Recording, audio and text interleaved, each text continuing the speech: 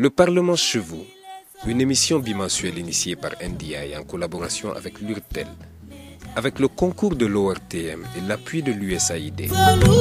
Le Parlement chez vous se veut une émission d'information, de sensibilisation, d'échanges interactifs afin de permettre à l'Assemblée nationale d'être connue de l'ensemble de nos concitoyens. Pour participer à l'émission, téléphonez au 20 20 27 47. Le Parlement chez vous, tous les dimanches à 15 h sur votre station.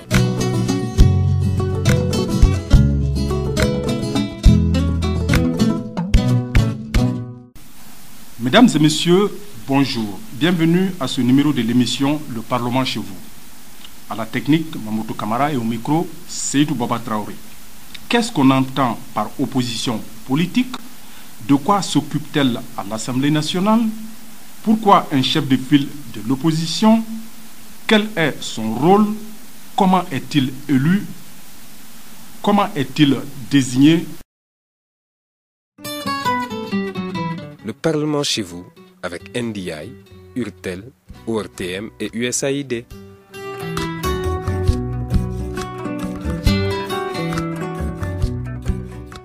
Encore une fois, bonjour chers invités. Ma première question s'adresse à vous, honorable Idrissa Sangaré. Qu'est-ce qu'on entend par opposition politique? La loi, dans son article 2, définit l'opposition politique comme telle. L'opposition politique est constituée de l'opposition de tout parti politique ou groupement de partis politiques qui ne participent pas au gouvernement ou qui ne soutiennent pas l'action gouvernementale. C'est la définition donnée par la loi. Donc c'est assez clair. Ok. Honorable Zoumanati, est-ce que vous avez quelque chose à ajouter? Oui, tout ce que je voudrais ajouter, à ce niveau-là, il faudrait distinguer l'opposition parlementaire de l'opposition extra-parlementaire. L'opposition parlementaire, c'est cette opposition qui siège au Parlement. Et l'opposition extra-parlementaire, ce sont les partis politiques qui, définis par l'honorable Sangaré, mais qui n'ont pas de députés à l'Assemblée nationale. Ok. Monsieur Badié, avez-vous quelque chose à ajouter? Non, je crois que l'article 2 que l'honorable Sangaré venait tantôt de nous reprendre est assez distinct et assez clair. C'est vraiment l'ensemble des forces politiques qui ne sont pas dans la gestion au quotidien du pouvoir ou de la gouvernance. Je pense que le texte, comme elle est définie ainsi, leur donne un rôle fondamental et très clé en démocratie qui consiste à contribuer au renforcement des institutions démocratiques par le contrôle de l'action gouvernementale. Et vous avez ceux qui sont de l'opposition qui sont à l'intérieur du Parlement, comme le député Zoumana l'a dit, et parlementaires et extra-parlementaires, c'est l'ensemble du bloc qui va contribuer à améliorer la gouvernance par l'évaluation des faits et actes de gestion au quotidien. Monsieur Badié, vous et moi, nous, on n'est pas à l'Assemblée. Par contre, les honorables sont à l'Assemblée. Et là-dessus, la question que l'on se pose est de savoir que fait l'opposition à l'Assemblée nationale.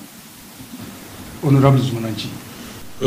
En fait, l'opposition qui est à l'Assemblée est appelée l'opposition parlementaire.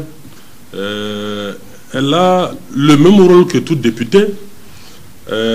Seulement la différence que cette opposition parlementaire a un plateau plus élargi.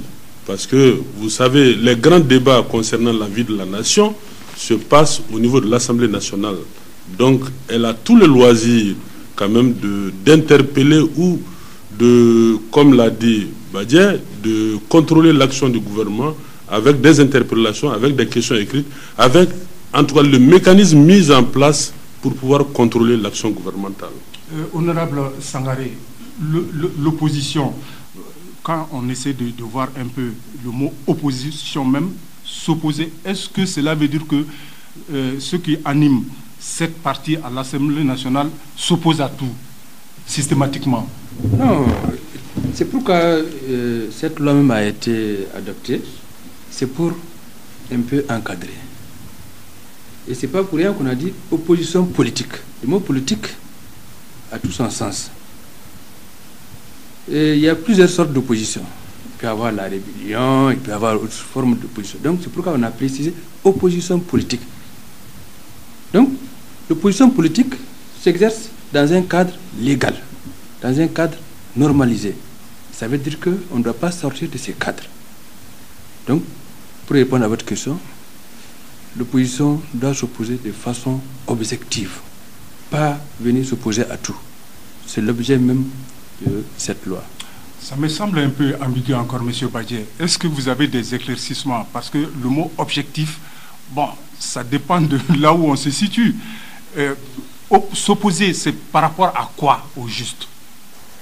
Alors, d'abord, ce qu'il faut dire, et vous avez posé cette question, et le rôle de l'opposant à l'Assemblée nationale, et l'opposant politique ou l'opposition politique à première vue, ce sont des députés et des députés nationaux qui ont presque tous les mêmes responsabilités au niveau de l'Assemblée. Le rôle de représentation, qui est un rôle de l'Assemblée nationale, de l'examen des lois proposées ou initiées par eux-mêmes ou proposées à leur adoption par le gouvernement. Je pense que c'est l'élément premier d'abord, qu'il soit de la majorité et de ceux qui proches de ou des députés qui participent au gouvernement ou bien des députés de l'opposition. Ils ont d'abord un rôle législatif et c'est vraiment l'une des plus grandes responsabilités qu'ils ont, légiférer et pour renforcer les institutions démocratiques, les textes de loi qui arrivent par rapport au développement aussi socio-économique du pays. Mais au-delà, si on dépasse ce cran, l'opposition politique a un rôle de veille, parce que quand une loi vient du gouvernement, c'est sûr qu'ils ont comme rôle de contrôler, de veiller véritablement si la loi qui est proposée va vraiment dans le sens des intérêts supérieurs de la population. Okay. Ce qui ne veut pas dire que ceux qui proposent aussi n'ont pas proposé dans le sens de l'intérêt de la population, parce qu'ils gouvernent, donc ils doivent travailler aussi pour développer le pays, pour prendre en compte les préoccupations de l'ensemble des citoyens, mais plus que ceux qui participent au gouvernement, l'opposition politique a un rôle encore crucial de contrôle, en plus de l'examen des lois et de l'adoption des lois et des enquêtes, des questions orales, etc., etc. Et les questions orales dont le député Soumana parlait tantôt, ce sont les instruments que dont l'institution parlementaire dispose pour faire ce travail-là au profit. Encore une fois de plus, leur travail, c'est le citoyen qui est au centre. Autrement dit, l'objectif, avec peut-être les députés qui animent la majorité présidentielle et ceux qui animent l'opposition, peut être le même, mais les chemins pour y parvenir diffèrent. Ok. Honorable Sangaré, comment devient-on parti politique de l'opposition, le parti politique de l'opposition? Bon, la loi est également très claire par rapport à cela. Il dit que, par la définition que constitue l'opposition pour tout parti politique ou groupement de partis politiques qui ne participent pas au gouvernement ou ne soutiennent pas l'action gouvernementale. Ça, c'est clair. Okay. Et plus loin, on dit que le parti politique doit se déclarer d'abord dans l'opposition politique. Autrement dit, il ne suffit pas de se dire parti politique de l'opposition, mais il faut l'avouer publiquement. Il faut l'avouer publiquement. Donc, il y a une déclaration publique à faire. Et on doit adresser également cette déclaration publique au ministre en charge des partis politiques. Quand vous parlez de déclaration publique, cela se fait comment? Est-ce que les médias sont invités ou bien c'est seulement à l'hémicycle, devant les honorables? Oui, quand on dit déclaration publique, ça veut dire que c'est en présence des médias. En présence des médias, bien sûr. Et ça fait l'objet même de discussions au niveau de la commission. Et nous avons approché beaucoup de personnes et ressources, dont le NDI. Donc, il faut une déclaration publique, mais ça ne suffit pas. Il faut également écrire au ministre en charge des partis politiques pour dire qu'on est dans l'opposition. Donc, ça veut dire qu'on ne soutient pas l'action gouvernementale. Il ne s'agit pas d'un jeu comme ça, je suis opposant aujourd'hui, demain je quitte le camp de l'opposition, M. Badje. Ça se fait comment? Est-ce que quand on se déclare de l'opposition, c'est pour un mandat ou bien on peut mettre fin à tout moment à son statut d'opposant? Oui, mais on peut mettre fin à tout moment. Et je pense que l'honorable Sangaré pourra revenir là-dessus.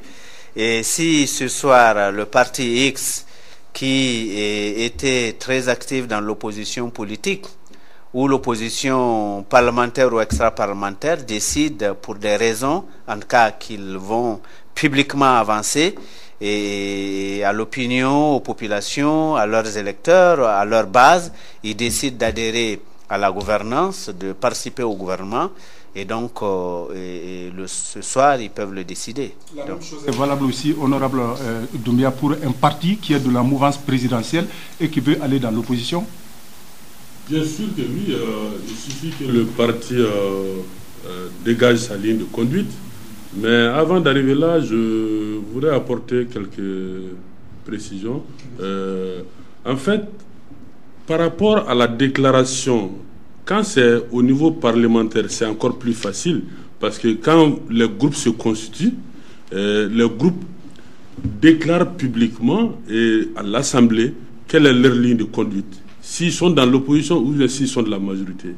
Déjà, en remettant une copie au président de l'Assemblée pour dire que nous inscrivons notre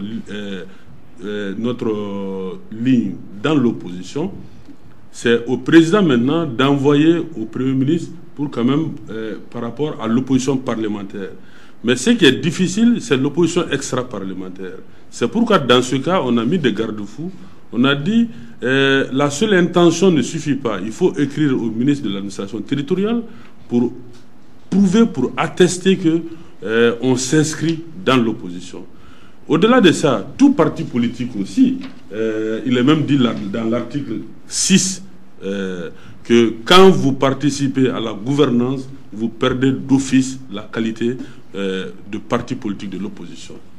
Aussi bien la question qui m'est adressée, quand on est de la majorité, le jour où l'état-major du parti décide de quitter la majorité pour l'opposition, il va le faire publiquement, et puis dans ce cas, le parti sort de la majorité, il va dans l'opposition, et vice-versa. Monsieur Badje, vous avez quelque chose à ajouter? On m'a parlé, mais je voulais surtout saluer l'initiative et le consensus vraiment dynamique que notre institution parlementaire a eu et à s'entendre et à adopter un statut de l'opposition. J'ai observé le long processus d'élaboration ou de construction d'un statut dans d'autres pays. Dans d'autres pays, ça a été laborieux. Et les gens ont même fini par ne pas s'entendre. Et voilà pourquoi d'abord il faut saluer les députés maliens pour avoir produit ce document-là important. Il est important pourquoi? Parce que vous suivez l'actualité politique dans l'ensemble de nos pays et à quel point la lutte est vraiment très conflictuelle entre les partis qui dirigent, la majorité qui dirige et les opposants, et comment le travail des opposants connaît des entraves multiformes. Et vous voyez, quand vous suivez en RDC, dans beaucoup d'autres pays, tous les matins, les opposants sont interpellés. Et donc, par ce texte-là, l'Assemblée nationale et l'ensemble des forces politiques maliennes reconnaissent le rôle irremplaçable d'une opposition politique pour renforcer la démocratie. Et suivez mon regard, vous vous rappelez au moment de la crise toutes les critiques qui ont été faites par rapport au consensus passé. Et donc, je pense qu'ils répondent quand même, l'Assemblée nationale du Mali répond à une préoccupation exprimée par plus d'un citoyen pour que, et par rapport à la gouvernance, qu'il y ait des forces sociales et politiques qui gouvernent et qu'il y ait vraiment d'autres forces sociales et politiques qui se mettent dans la défense des intérêts généraux de l'ensemble des citoyens et de l'ensemble des populations. Je pense qu'il faut féliciter le Parlement pour cela. Je voulais vraiment qu'on le dise avant d'avancer. Ok, donc nous tirons le chapeau à l'Assemblée nationale pour l'adoption courageuse de cette loi. Je vous rappelle que le statut de l'opposition, c'est le thème de cette émission. Pour y participer, téléphonez au 20 20 27 47. Dans un instant, la deuxième partie de l'émission consacrée aux droits et devoirs de l'opposition. Le Parlement chez vous, avec NDI, URTEL, ORTM et USAID.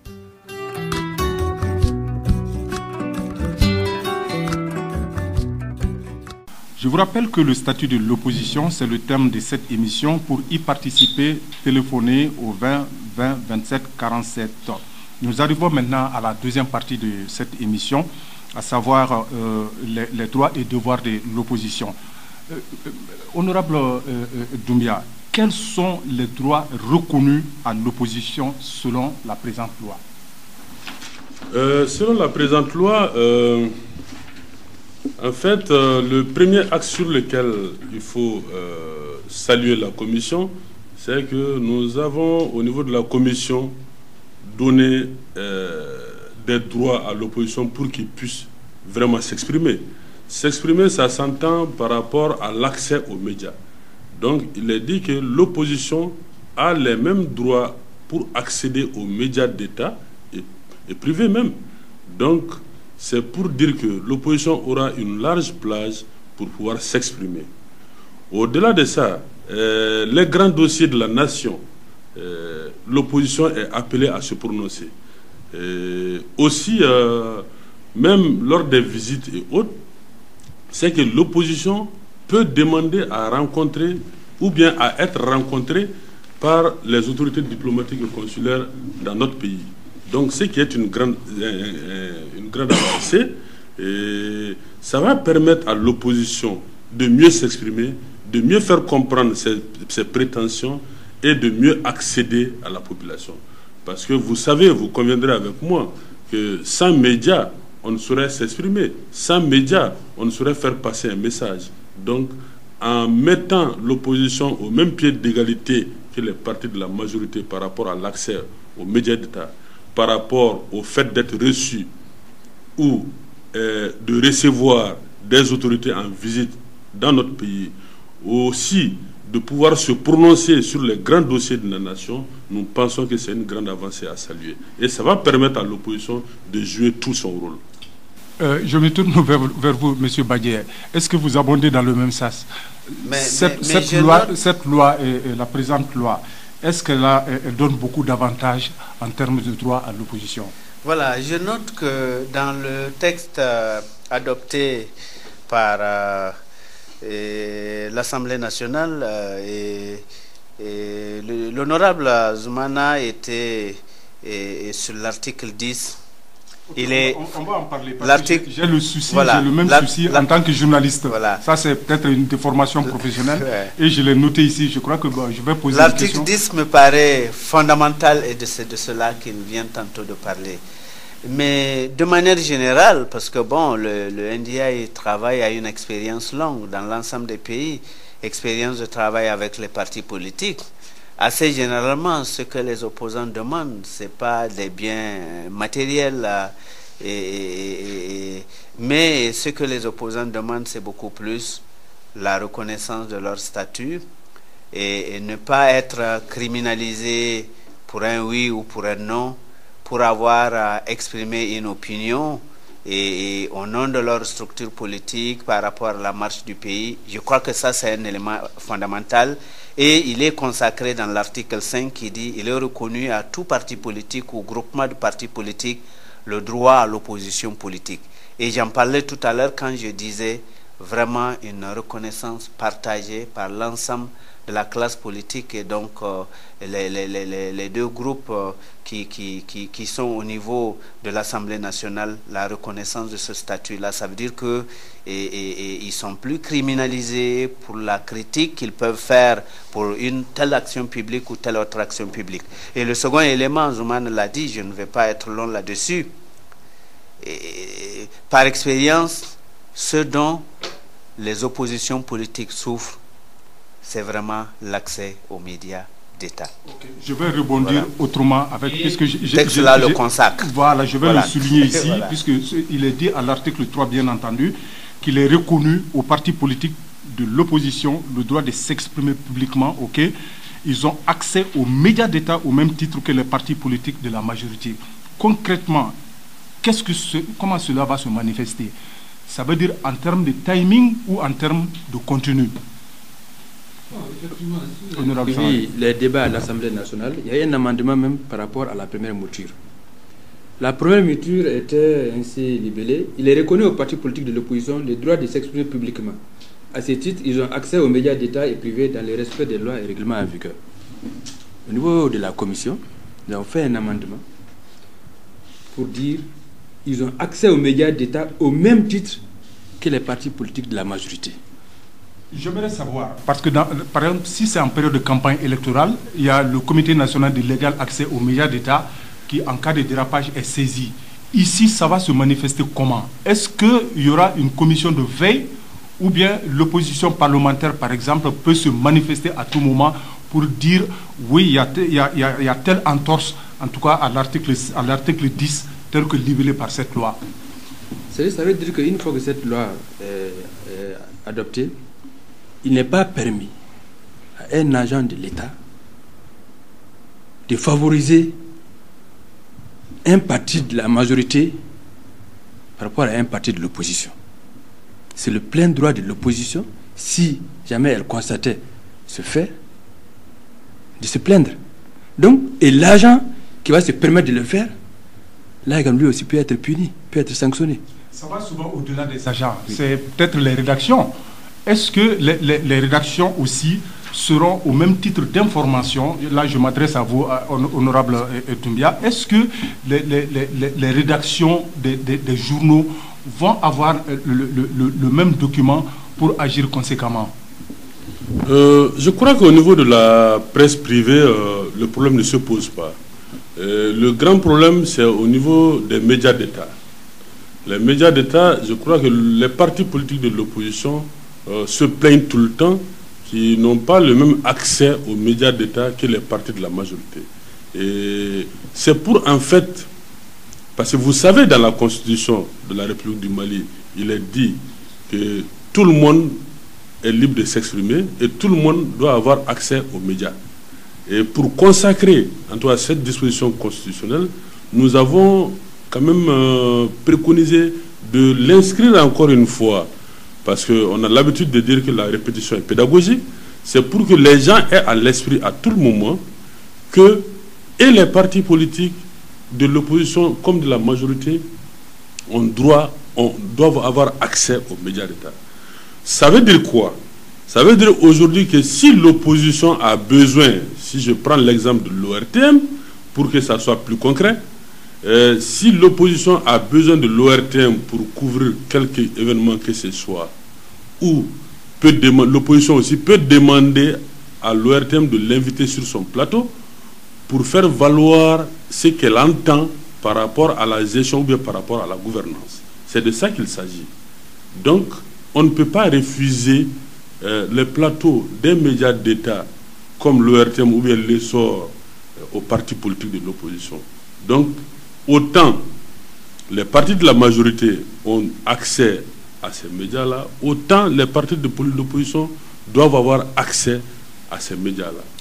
Donc, c'est pour consacrer, en fait, une disposition constitutionnelle dans cette loi pour que les gens aient à l'esprit que, même si on est de l'opposition, on a droit à s'exprimer sur les médias d'État. Ok, là, je reviens vers vous, M. Badje. Une chose est de prendre un acte. Administrativement, peut-être c'est gérable. Mais politiquement, ça peut être très, très difficile, surtout quand il s'agit des médias d'État. Bon, maintenant, je suis en train de me poser la question, est-ce que les limites, disons, de cette loi sont suffisamment claires? Pour moi, elles sont claires, mais je n'irai pas sur le texte parce que l'honorable Zoumana l'a si bien dit, je ne pourrais pas le dire et mieux. Et je voudrais juste relever à l'attention des auditeurs les pratiques que nous constatons ici et là. Les pratiques que nous constatons ici et là, c'est que souvent, normalement, un parti politique est normalement tous les matins dans l'animation politique.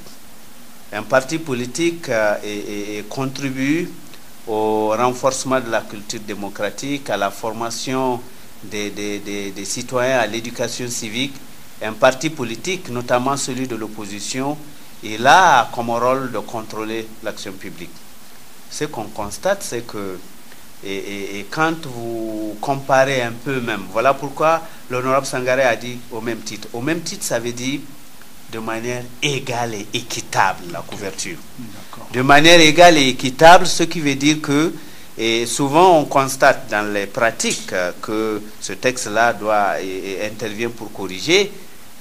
Chaque événement des partis de la majorité, parce qu'ils sont au pouvoir, est couvert par les médias d'État.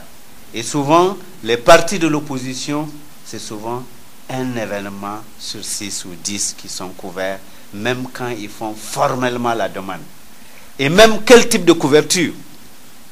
Pendant que, dans tous les détails, un événement national, public, ou bien, bon, je ne sais pas dans quelle région est couvert par les médias d'État, et l'ORTM, l'ORTN, l'ORTB, etc., etc. Les médias d'État. Les médias d'État, quand il s'agit de couvrir, les quelques rares fois ils couvrent les événements des partis politiques de l'opposition, souvent vous avez quelques secondes. Et ça se perd en profondeur du journal. Et là, voilà, absolument, ça se perd en profondeur du journal. Et là, juste les introductions des discours, là où c'est véritablement critique, où les opposants entrent dans le détail pour vraiment évaluer, ça, c'est passé au silence. C'est ça que ce texte-là intervient et je crois que les députés peuvent être fiers d'avoir comment dire ce texte-là. Dans d'autres textes, ce n'est pas la disposition qu'on a. On dit au même titre. Au même titre, ça veut dire également et équitablement. Okay. Mais maintenant, vous dites que c'est difficile, le respect. Mais le respect, à partir du moment où le texte il est promulgué, il revient à l'ensemble des acteurs, majorité, opposition, les institutions publiques, les institutions de contrôle des médias, de le faire respecter. S'il n'est pas respecté, l'opposition a, comme l'a dit l'honorable Sangaré, le droit de sortir spécialement là-dessus pour évaluer le traitement qui leur est réservé dans l'accès aux médias publics. Okay. Qui parle de droit parle aussi de devoir. Que dit la présente loi concernant les partis politiques de l'opposition? Et je prends spécifiquement l'article 12 qui dit que l'opposition politique a le devoir de suivre l'action gouvernementale, de la critiquer de façon objective et constructive dans le sens du renforcement de l'idéal démocratique et du progrès. Alors, concrètement, qu'est-ce que cela veut dire, honorable Sangaré?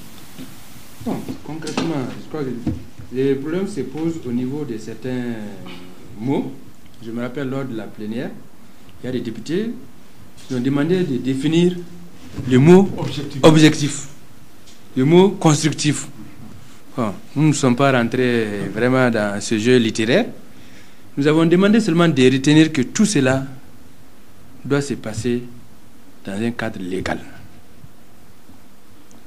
L'opposition, elle a des droits, elle a des devoirs, et ces droits et ces devoirs doivent être exercés dans le cadre légal, et c'est l'objet même de cette loi. Une fois qu'elle sort de la légalité, là, elle est en infraction. Donc, pour vous dire que ce devoir de suivre l'action gouvernementale de façon constructive et objective, de façon à renforcer l'idéal démocratique et du progrès, de respecter les autorités légalement établies, d'œuvrer à l'instauration d'une culture démocratique par l'information, la formation, l'éducation des citoyens, de veiller au respect des principes de la souveraineté nationale, de l'intégrité du territoire, de la forme républicaine de l'État et de l'unité nationale.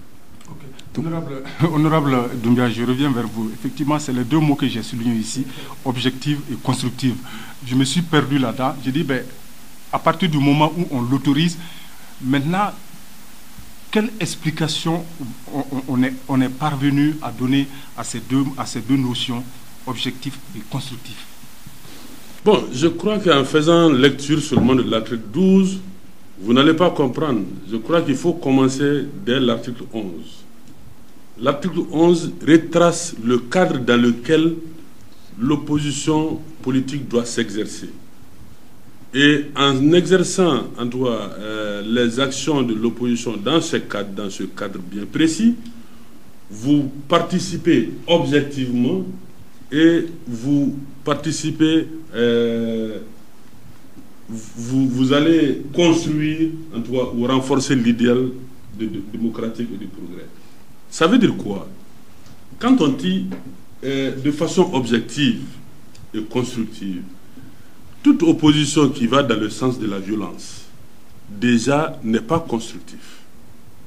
Toute opposition qui va dans le sens du non-respect du principe républicain et de la majorité et de la règle de la majorité, force quand même les donner. Ça veut dire que vous n'êtes pas dans l'opposition.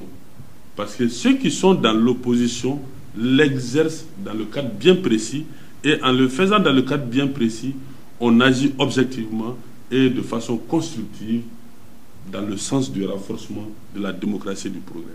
Monsieur Badje, faites-vous la même lecture de cette loi, de cette partie spécifique? La meilleure lecture, c'est celle que nos deux députés nous proposent, parce qu'ils sont co-auteurs de l'ensemble de ces dispositions. Et vous avez dans l'article 11, et comme Zoumana l'a dit, les principes qui doivent diriger et présider à l'action en cas de l'opposition politique, mais de manière purement littérale, objective, s'oppose à subjectif. Tout ce qui n'est pas réel, tout ce qui relève de la diffamation, etc., tout ce qui ne repose pas sur des faits réels, tout ce qui ne repose pas sur des données concrètes n'est pas objectif. Et constructive, ça veut dire qu'à chaque fois que l'opposition critique une loi ou une décision du pouvoir ou de celui qui gouverne, ils doivent être capables aussi de dire non, tel texte n'est pas bon pour les citoyens. Nous abordons maintenant voilà ce que la partie de l'émission constructive, ça veut dire qu'il faut toujours, on critique, mais en proposant des alternatives meilleures pour qui, quel est le profil du chef de file ni de pour l'opposition eux-mêmes, tel que défini mais par la pour présente les loi? citoyens. Encore une fois de plus, c'est le citoyen, c'est le peuple, c'est la population malienne qui est au centre de toute politique publique. Et donc, toute critique doit être basé sur les intérêts, les préoccupations des citoyens. Donc la loi dit que voilà le chef de file de l'opposition est issu j'adhère du parti véritablement à l'explication qui s'est déclaré dans l'opposition et qui a Je vous rappelle que le statut de l'opposition, c'est le thème de cette émission. Là également, il peut y avoir d'égalité. Deux partis qui se déclarent dans l'opposition peuvent avoir le même nombre de députés. Dans un instant, nous abordons la partie de tranche en l'émission disant consacrée que là, il faut se au chef de référer file de l'opposition. au nombre de conseillers communaux élus. Et là également, s'il y a égalité, la loi dit qu'il faut se référer aux plus âgés. Les chefs de file déclarés dans l'opposition les plus âgés. Honorable Doumbia, comment est-il nommé? En fait, avant d'arriver à ce point-là, il est important de souligner que, en fait, le chef de file de l'opposition, c'est le porte-parole de l'opposition. Au sens de l'article 13 de la loi, l'opposition politique est représentée par un porte-parole qui prend le titre de chef de file de l'opposition. Et pour compléter l'honorable Sankaré, il a parlé des cas au cas où il y aurait en tout cas le même nombre de députés et le même nombre de conseillers les plus âgés. Mais indépendamment de ça, au cas où il n'y a pas, l'opposition n'est pas représentée à l'Assemblée, dans ce cas-là, on fait appel à l'opposition extra-parlementaire. Et dans ce cas, le chef de file sera issu du parti qui a le plus grand nombre de conseillers communaux et à égalité de conseillers communaux le plus âgés. Et maintenant, comment il est désigné? Comme l'article 13 le dit déjà, il est désigné parmi, en tout cas, par le parti qui a le plus grand nombre de députés, ou à défaut, s'il n'y a pas d'opposition parlementaire, si c'est l'opposition extra-parlementaire, par le parti déclaré dans l'opposition qui a le plus grand nombre de conseillers. Non, je veux dire, selon quel acte? Il est désigné selon quel acte? Non, le parti qui a le plus grand nombre de députés, s'il s'agit de l'opposition parlementaire, désigne en son sein, en tout cas, ou bien élit en son sein, le chef de file. Et dans ce cas, c'est notifié, comme le dit l'article 14, au ministre chargé des partis politiques qui le communique sans délai au président de la République. Okay. Je voudrais ajouter que lorsque c'est communiqué au président de la République, cela prend un décret de nomination. Voilà. Donc c'est ça l'acte qui consacre l'acte de nomination. D'accord, d'accord. Monsieur Badji, je crois que ça c'est une nouveauté, le chef de file de l'opposition, disons, au niveau de cette loi. Je pense que c'est quand même une nouveauté. Comment vous la trouvez? Alors, ce que je vois, bon, c'est une excellente initiative dans des pays où la démocratie est en construction. Vous voyez, dans des pays où la démocratie est déjà établie, on parle presque peu et jamais de chef de file de l'opposition en France, ou aux États-Unis, ou dans quel autre pays occidental européen. Et je pense que c'est beaucoup plus dans nos pays ouverts au processus démocratique qui tentent de construire qu'on a voulu essayer de formaliser, parce qu'il faut lui reconnaître un rôle dans la construction et le développement démocratique. Alors ça c'est ma première réaction. Le deuxième élément, vous avez parlé de profil et nos deux honorables ont expliqué la lettre et l'esprit du texte de la loi. Et moi, je voudrais analyser sous un autre angle du point de vue du profil. Et le chef de file de l'opposition doit avoir les grands caractères au sens d'un véritable démocrate capable de rassembler. Parce que l'opposition, ce n'est pas comme l'eau calme qui coule sous le pont. L'opposition, c'est aussi la diversité. L'opposition, à l'intérieur, en son sein, c'est la multiplicité, c'est la diversité. Vous avez plusieurs courants politiques. Et à partir du moment où on se décide à rassembler et avoir un chef de file, ça veut dire que celui qui est chef de file doit être un vrai rassembleur. Un vrai démocrate qui ne décide pas seul, mais un démocrate qui consulte. Qui ne décide pas surtout pour l'intérêt de son seul parti. Voilà. Justement, qui ne décide pas seul, qui sait consulter les autres partis politiques, parce qu'il n'est pas seul, comme vous le dites si bien, Traoré, qui sait rassembler, qui sait concilier à l'intérieur même du bloc de l'opposition des positions et contradictoires, distinctes ou différentes, pour que l'ensemble des forces politiques de l'opposition ait une vision commune face à la politique publique qui est en face. Je pense que c'est un premier élément, c'est une précondition pour pouvoir, pour que vraiment on puisse, l'innovation, la loi puisse nous permettre d'avancer. Mais en plus de ces caractères-là, pour gérer à l'interne, quelqu'un qui a aussi les compétences et l'expérience en matière de gouvernance, en matière de politique publique, parce qu'il est chef de file, souvent il est désigné pour aller défendre, et aussi avoir les compétences et l'expérience dans le domaine de la gouvernance et des politiques publiques, et regarder un peu en arrière sur les provisions de la loi, parce qu'il va être amené face à face, il sera reçu peut-être à sa demande par le président de la République, il doit défendre un certain nombre de questions qui préoccupent les citoyens dans leur ensemble.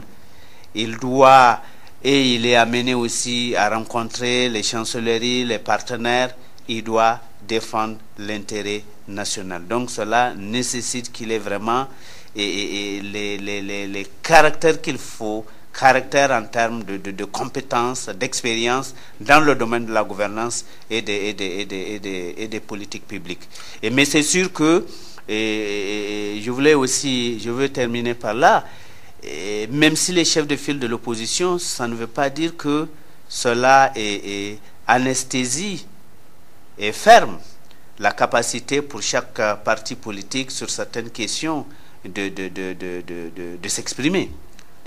Mais sur les grandes questions nationales, ce qu'on souhaite, c'est que toute l'opposition politique définisse, et cela permet en tout cas à l'opinion elle-même, à la population elle-même de voir un peu des solutions alternatives, et c'est ce qui prépare l'alternance du point de vue de la gouvernance. Parce que demain, et quand on ira aux élections, et les populations, les citoyens ont des éléments de comparaison par rapport à ce que les gouvernants proposent et comment un peu l'opposition analyse, quelles sont les propositions alternatives de l'opposition. Okay.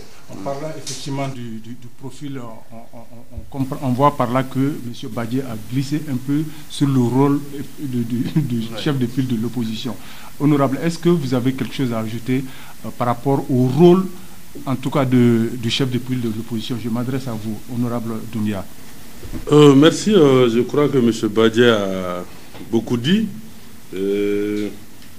Seulement, nous, on va essayer de rester dans le cadre de la loi. Les articles 15, 16, 17, 18, 19, en tout cas, retracent un peu le rôle du chef de file de l'opposition et ses droits et ses devoirs.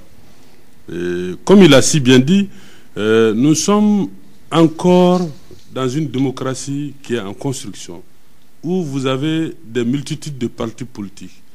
Sinon, dans les grandes démocraties, vous trouverez moins de partis politiques, et là, c'est plus facile à gérer.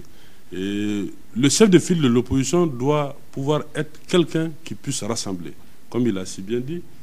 Et ça doit être quelqu'un, comme il a si bien dit, quelqu'un qui a une lecture des grands dossiers en tout cas, de la nation, de la gouvernance. Mais au-delà de ça, ce qui est sûr, pour mieux gérer tout ça, là, pour mieux gérer en tout cas son rôle, la loi lui a donné des droits, lui a conféré des droits. Je crois qu'on va en parler. Hein. Voilà, donc je crois qu'on ne va pas trop anticiper là-dessus. Ce qui est sûr, c'est qu'il faut reconnaître quand même que le chef de file de l'opposition, étant le porte-parole, il doit avoir la maîtrise des grands dossiers de la nation. Okay. Honorable Sangaré, vous avez quelque chose à ajouter? Oui, juste dire que là également, la commission a fait des amendements. Dans la première mouture, on avait écrit chef de l'opposition. C'est au niveau de la commission que nous avons ajouté file, chef de file de l'opposition. La différence, c'est pour ne pas rester statique, comme si c'est une administration où le chef de l'opposition va donner des instructions. Non. Donc c'est pour être beaucoup plus souple, chef de file de l'opposition. Et si vous prenez par exemple le groupe parlementaire que l'honorable Zoumananchi dirige à l'Assemblée, le groupe parlementaire APEM, ce groupe est constitué d'environ 10 partis, sinon 10 partis politiques. Mais il arrive à gérer ces 10 partis. Ces 10 partis n'ont pas toujours les mêmes visions des choses, mais il arrive. Donc le chef de file de l'opposition également doit travailler comme ça. Et si on dit que, par exemple, que le président de la République peut recevoir le chef de file de l'opposition, j'imagine qu'il n'ira pas seul. Il se fera accompagner par d'autres leaders de l'opposition. Donc la loi est là, elle est très souple. Dans la pratique, je sais que ça pourrait être géré. On constate donc que ce n'est pas aussi facile qu'on le croit. Et maintenant, en termes d'avantages, est-ce qu'il bénéficie davantage, en tout cas pour l'amener à jouer pleinement son rôle? Bien sûr. Dans la première mouture, il est dit que le chef de file de l'opposition a les mêmes avantages que le premier vice-président de l'Assemblée.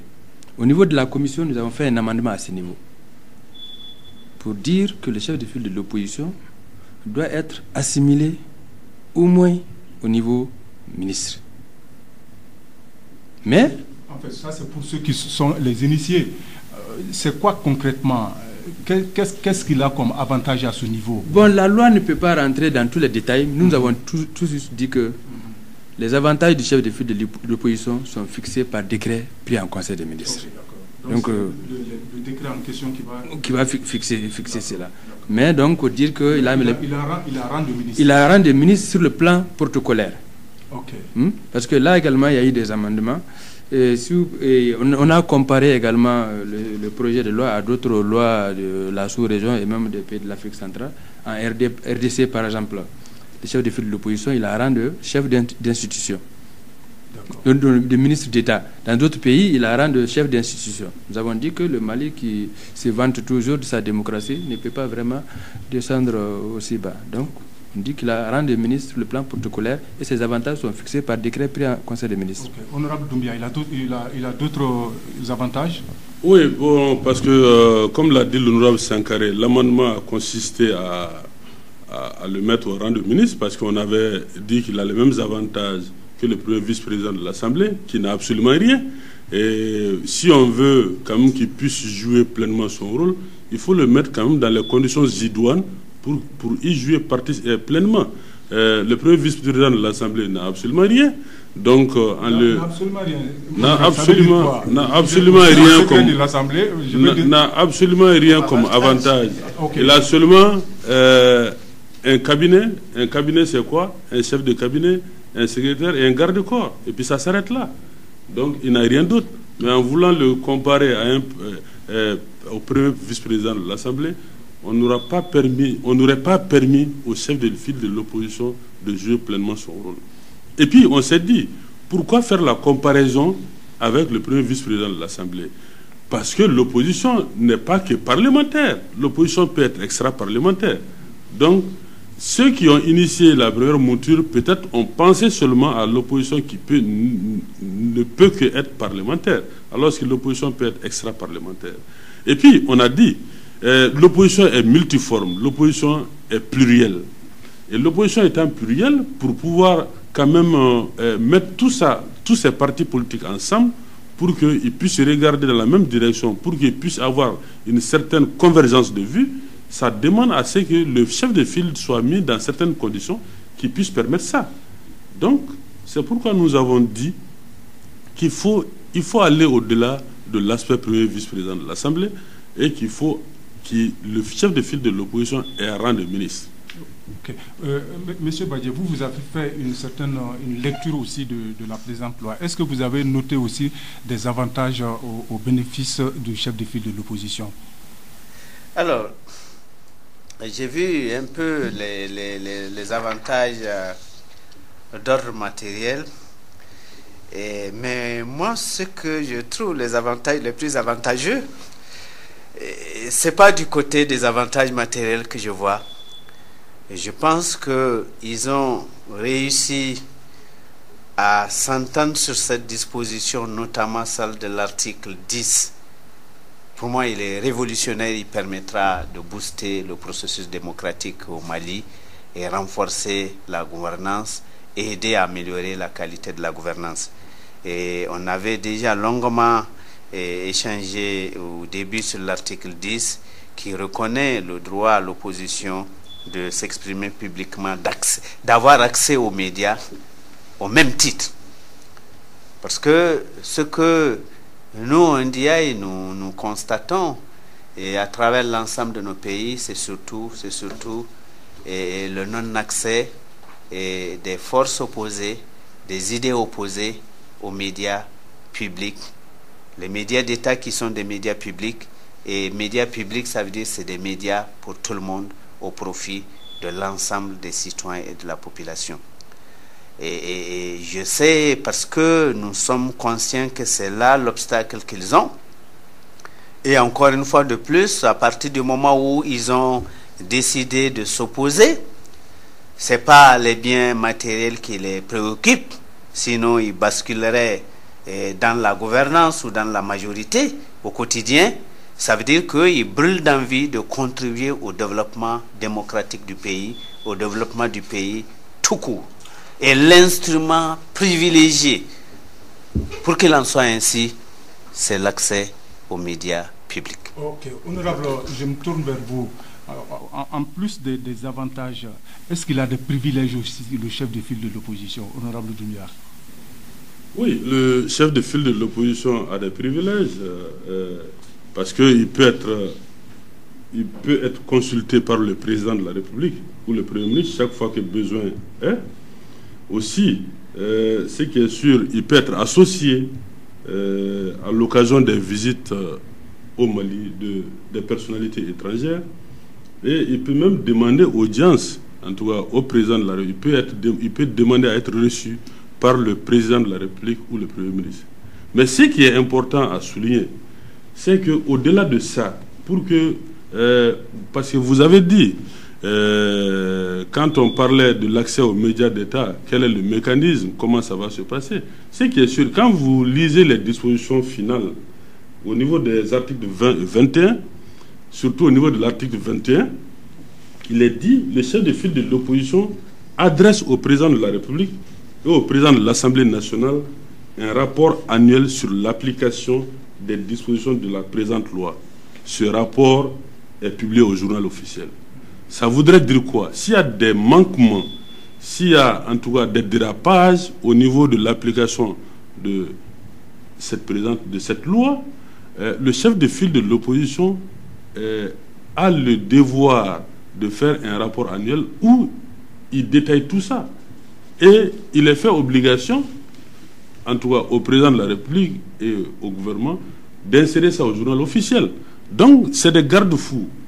Et puis, pour permettre au chef de file de l'opposition, ou bien à l'opposition tout court, de jouer son rôle, c'est qu'il est sûr, il y a un principe constitutionnel qui est rappelé encore, où il est dit que ceux qui dirigent l'opposition politique ne peuvent faire l'objet de discrimination, de sanctions administratives ou d'emprisonnement en raison de leur opinion ou appartenance politique.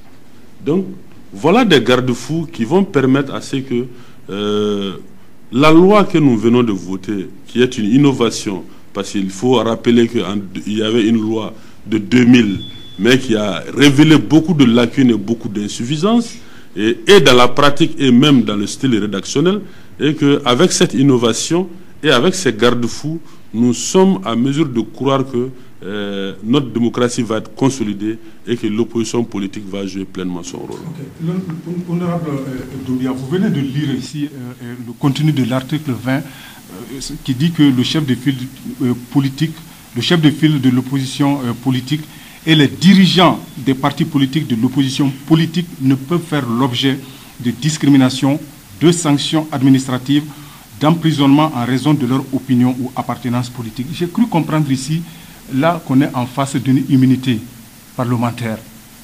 Est-ce qu'il y a une grande différence ici entre l'immunité qu'on confère uniquement aux députés et ici on parle des dirigeants des partis politiques de l'opposition? Je n'ai pas bien compris cette partie. Non, il y a une différence notoire. En fait, ce n'est pas une immunité.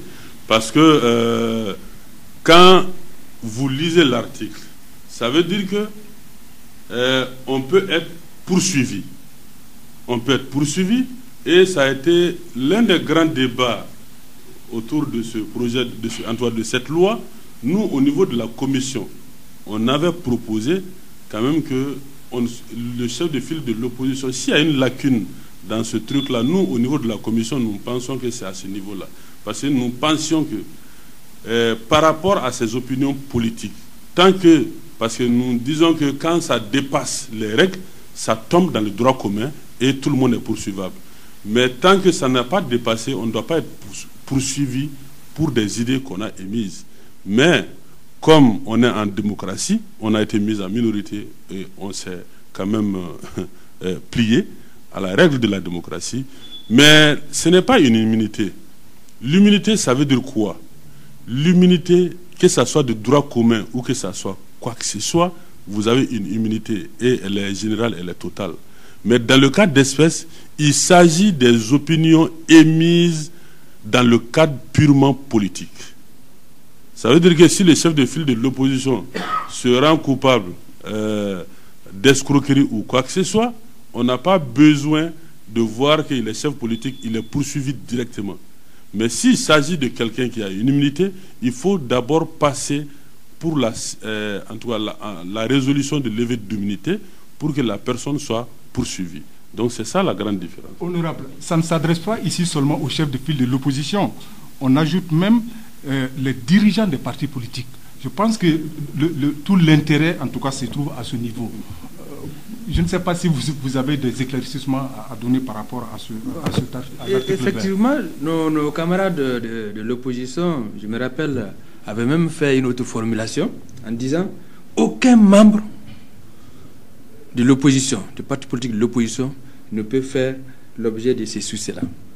Nous n'avons pas retenu cette formulation. Nous sommes limités seulement aux chefs de file de l'opposition et aux dirigeants des partis politiques de l'opposition.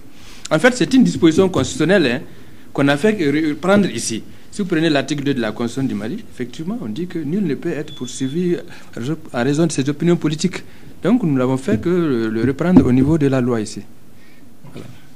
Honorable Bagé, vous avez noté avec intérêt ce passage, l'article 20. Non, ils l'ont très très bien expliqué. Et je pense que l'article 20 dit bien en raison de leurs opinions et appartenances politiques. Et revoyez un peu le point de départ, l'esprit de la loi.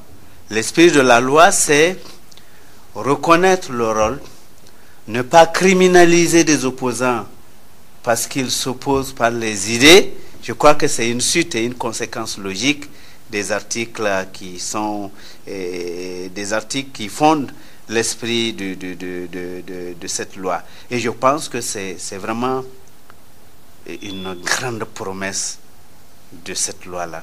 Une grande promesse de cette loi qui fait que, au-delà du chef de file de l'opposition, les présidents, les leaders des autres partis politiques, toutes les questions liées à la gouvernance, au contrôle de la qualité de la gouvernance, ils ont le droit, sans être criminalisés, sans être taxés d'ennemis du régime, de dire ce qu'ils pensent, de critiquer. On avait déjà vu cet article-là, objectif, constructif. Je pense que c'est la démocratie malienne qui est gagnante dans ça.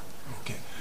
Nous arrivons pratiquement au terme de cette émission. Je me permets un dernier tour de table pour demander à chacun d'entre vous, en 20 secondes, en tout cas, de voir comment, en tout cas, enfin, de voir cette loi qui vient d'être adoptée par l'Assemblée nationale. Je commence par vous, honorable Sangaré.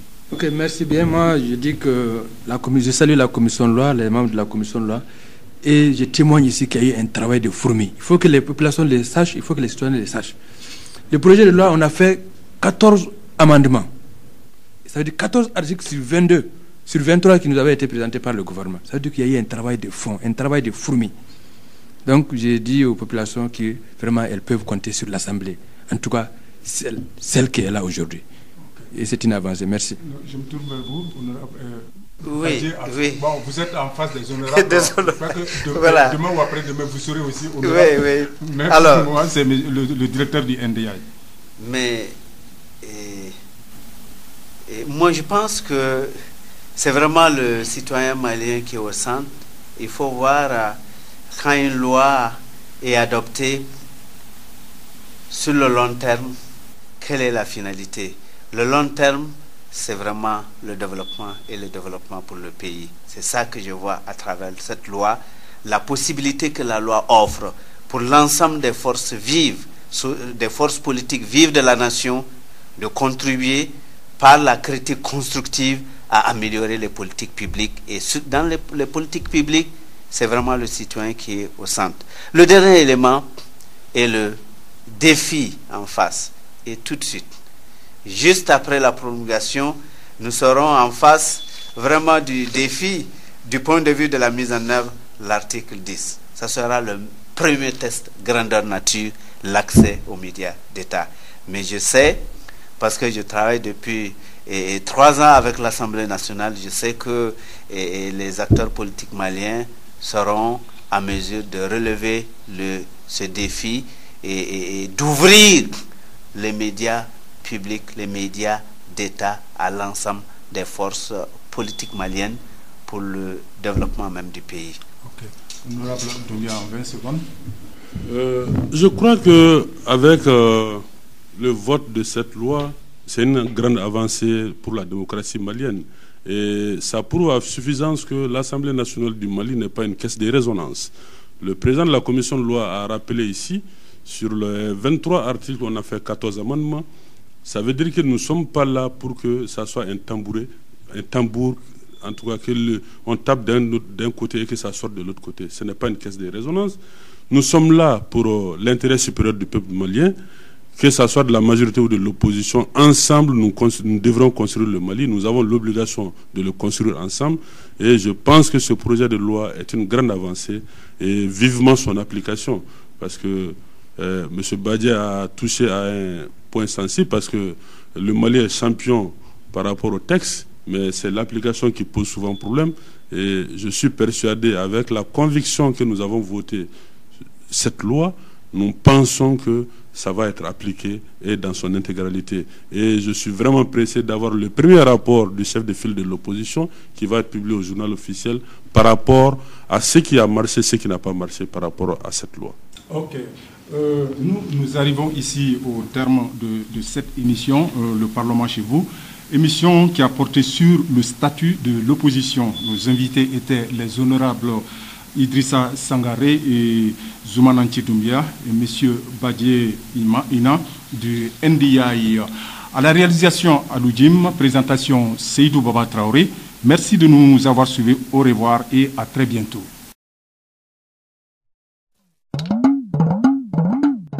Le Parlement chez vous, une émission bimensuelle initiée par NDI en collaboration avec l'URTEL, avec le concours de l'ORTM et l'appui de l'USAID. Le Parlement